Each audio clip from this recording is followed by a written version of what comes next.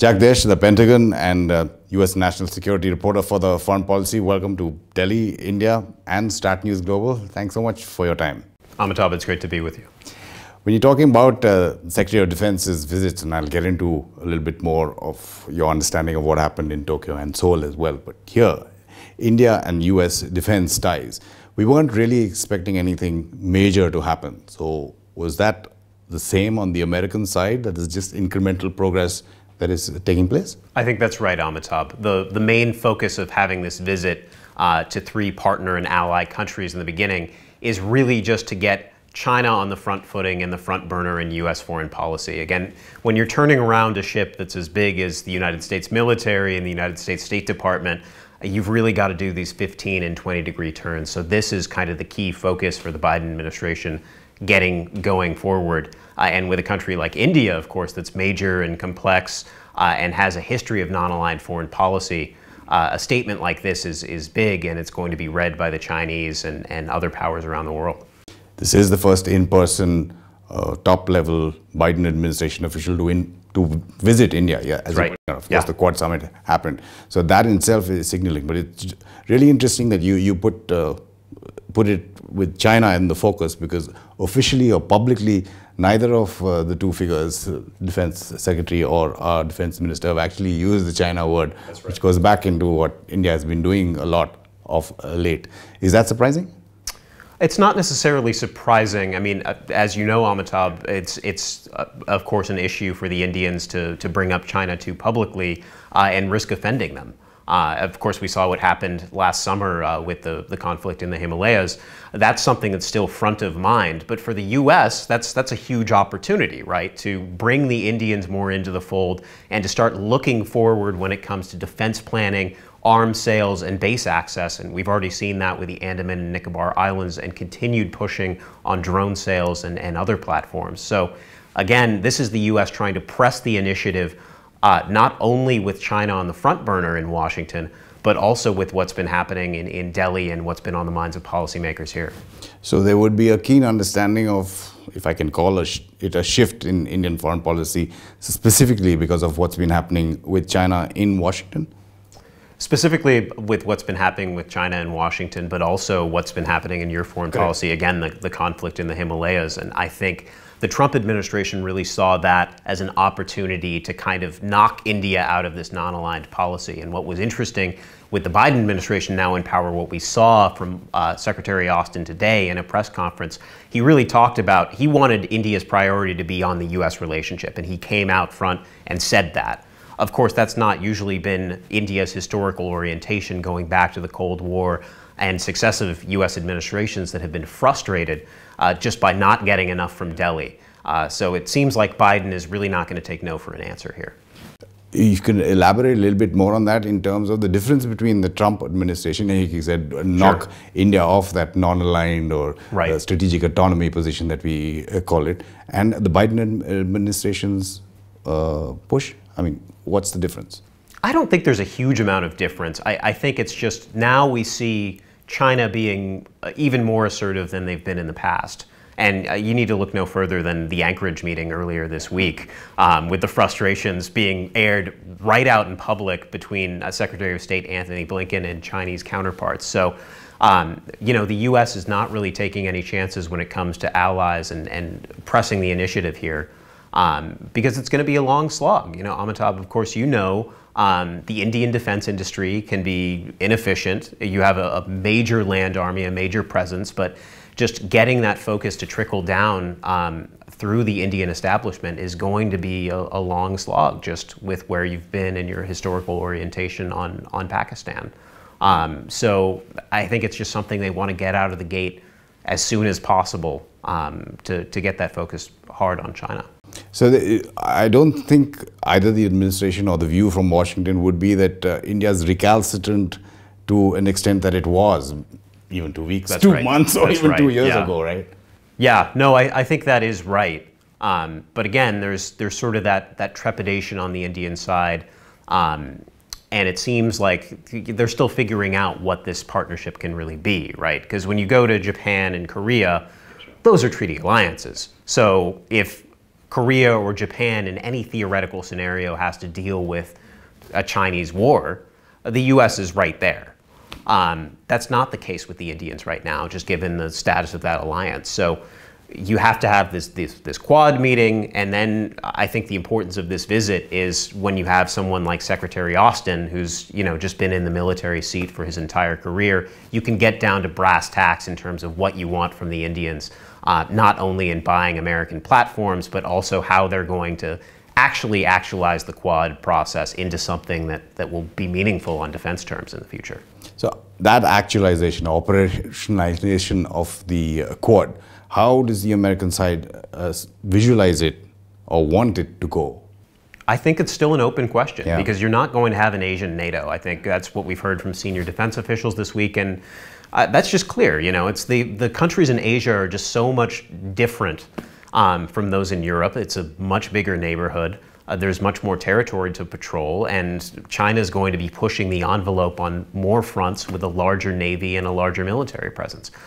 Not the same thing. So I think basically it's just getting people to be able to talk to each other. How do you actually build an intelligence network between countries like Japan, India, South Korea, now outside of the Quad, but could be inside of the Quad in the future, Australia, that can really sort of bind this alliance and then push it forward into arms sales, into access. So if there is a China contingency that these countries are dealing with, there's preparation and everyone's sort of talking together and networked. It's boring stuff, but it's meaningful in the future. Yeah, sure. You talked about defense platforms and arms sales. One of the views in Delhi is that it shouldn't be just about a seller-buyer relationship. Technology should be involved. I do know the strict IPR rules, especially for high-end military weapons. But what's the sense you get from the American side on any progress? Because we do know there's still a lot in the pipeline apart from what's already come. Yeah, no, I mean, certainly the Americans would love to sell the Indians the FA-18s, the carrier-launched fighters, as well as the MQ-9 drones, because it seems like what a big change in the Trump administration was just to open up the box in terms of armed and military-type drones. So that's going to be a big focus going forward, making sure the Indians can get platforms like that, and just continuing to push the envelope on divestiture away from Russia. Even though we have the S-400 being the major elephant in the room, this $5.5 billion deal potentially going through later this year, something that Washington is just going to continue to push is getting India out of that non-aligned crouch and toward the United States on the defense side of the house. But again, as we've been saying, Amitabh, not an easy thing to do. Not an easy thing to do. But again, what's the sense you get vis-a-vis the American push against, in specific, the S-400 system itself and the potential CAATSA sanctions that could be triggered? It seems like Congress is actually out in front of the administration here in the United States. So there was a letter from the Senate Foreign Relations Chairman, Bob Menendez, earlier this week, as you know, that specifically asked Austin to press the Indians on human rights and the S-400. So it seems like... Both of which apparently came up. Both of which did come up, yes. But again, the question is, we're not at the point where the Indians have fielded a brigade of S-400s, which the U.S. has kind of set out as that red line that you can't cross before you're hit with sanctions. The other thing here that I think makes the Indian case a little bit different from Turkey or a NATO ally is you have a history, of course, of investing in Russia.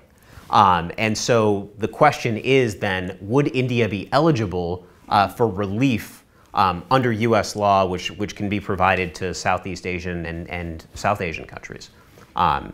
Sorry, go ahead. That's one of the hopes or projections that we see a possibility with. But is the American side, or what's the sense you get, pushing hard on the S-400 with, if I can use the word, threat of the sanctions? Or how is the relationship working on that particular issue?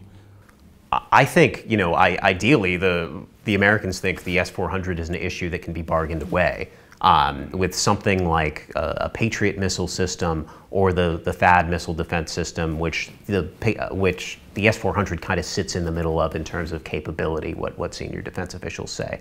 But also, I think there's a bit of forgiveness here, because what senior defense officials told me this week is that really the impetus on the Indian side, as they see it, is Pakistan with the S-400. Pakistan was looking to buy that capability, and the Indians wanted to sort of swipe that away from them. So I think there's a bit of forgiveness and understanding of India's traditional foreign policy crouch, again, as we're saying, and also just forgiveness of countries who have been involved with Russia in the past, who are looking to move away from that non-aligned stance. And certainly the trend seems to be in Delhi, Narendra Modi moving away from that non-aligned stance on foreign policy. The view here is it's got nothing to do with Pakistan. I mean, the S-400s, the Chinese already have, I think, at least one squadron of the S-400s. So, the view here is it's got nothing to do with Pakistan, the S-400s. But as you're pointing out, there's what we call legacy buying from Soviet Union and then Russia itself.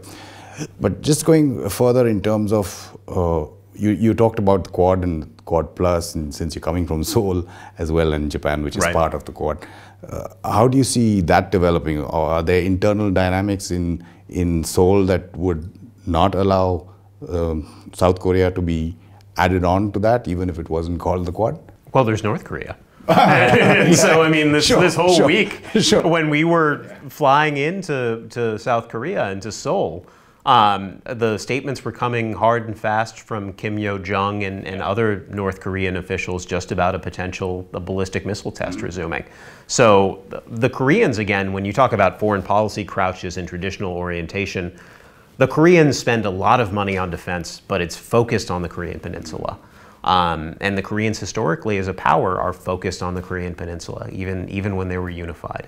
So there's a question just how far they can go out of that alignment. There's a historical distrust with the Japanese, as you know, because of their involvement during the Empire of Japan. So I think when you're looking at the Quad right now, you're looking at the countries that are already in it, Australia, India, Japan, and the United States, just tightening up the intelligence sharing network and kind of getting, the basic chores of alliance building checked off before you can really get into actualizing defense cooperation. South Korea, I think, is something that's down the road in the future. April, I think, is when France also joins in naval exercises with the other Quad members. It's not called that.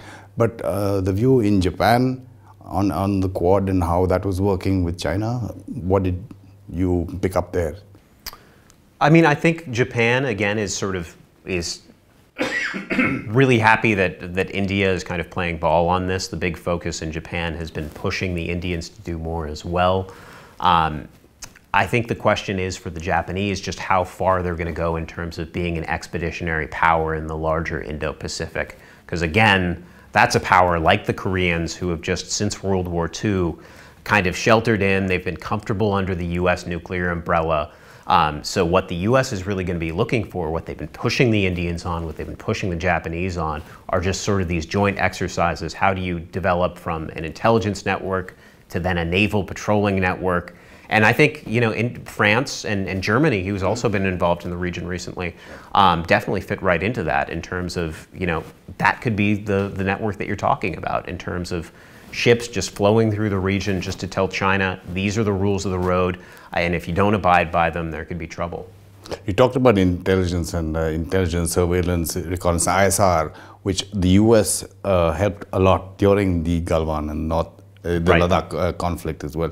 Is there a bit of frustration in the way India responded to American help, which we got not only in terms of intelligence, but actual physical, say, winter clothing and stuff that was extremely needed at that time? Yeah, Amitabh, I think, if the U.S. had its druthers, the Indian signature would be on the line for the MQ-9s and the FA-18s, and there would be more discussion of base access this time.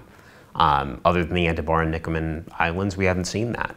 And so I think the hope still is that the Indians are looking at what happened last summer and looking at the continued threat along the line of actual control, which seems like it's subsided a bit, but is still there in the back of India's mind as something that's going to drive them further towards the Quad, but also towards thinking about India or about China rather, as their central planning threat when it comes to defense.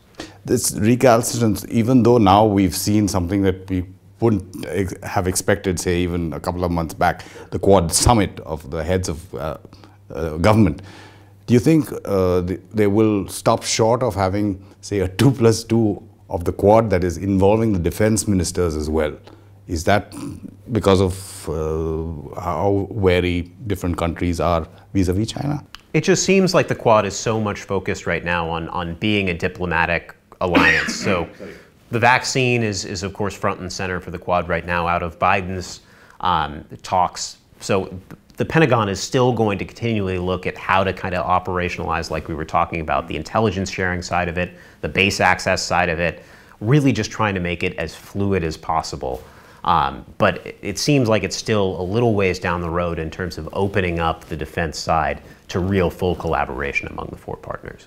Detsch, it was an absolute pleasure talking to you. I hope the next time you come to India, I can spend a little bit more time and we can do more stuff with you on StratNews. That would be a pleasure. And just a reminder, you can subscribe to our YouTube channel by just clicking on the bell icon. Do follow our social media handles on Twitter, Facebook, and Instagram. This is StratNews Global. I'm Amitabh P.